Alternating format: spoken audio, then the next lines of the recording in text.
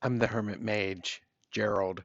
Welcome to today's episode of Tarot Writing Prompts, which is also a tarot bedtime story for Miss L. We are using the Zaney Tarot, and I have picked a tarot card, which is Strength, and an oracle card, which is Bad Vibes. So here are the two cards.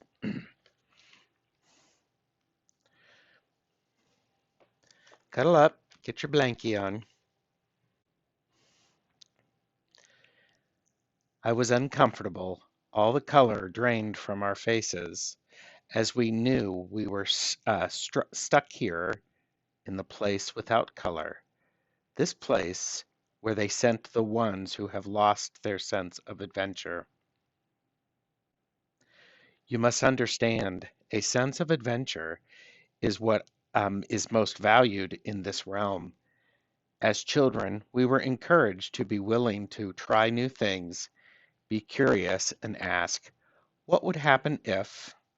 And, most of all, to look at the world with amazement. As we grew into young adulthood, our bodies didn't know what to do with all the new energy that raised up within us. It's at this time when we were told the stories of what happens to those that lose their sense of adventure. On the day someone loses their sense of adventure, they are sent to bed without dinner. The adults who take care of them don't seem to notice them. They ask each other if they remember seeing their child, and the other one shrugs their shoulders and mumbles something under their breath.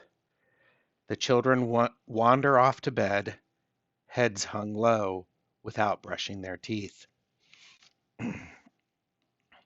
They don't sleep. Their bodies just melt into the sheets, leaving a gray blob behind. Their heads are found in the morning when the adults come to change the sheets.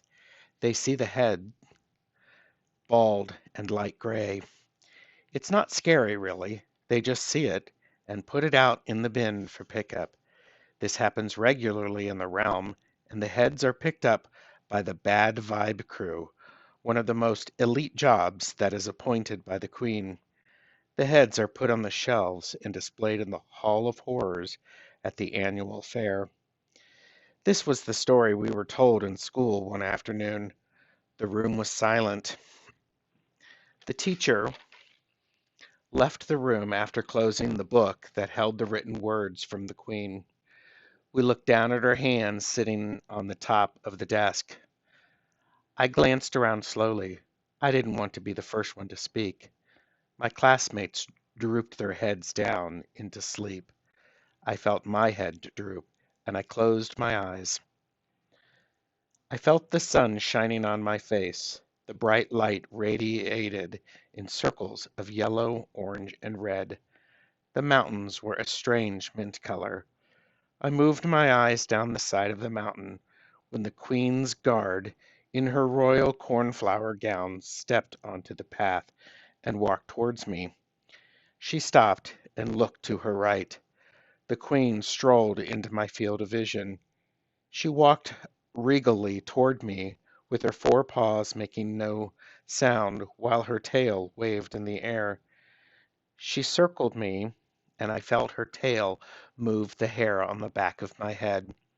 She went in front of me and lay down, her royal mane shining of burgundy in the bright sun. She was the eighth queen in the realm, and elevated once her mane began to grow.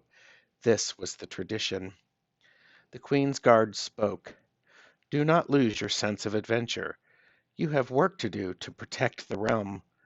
The Queen has a message for you.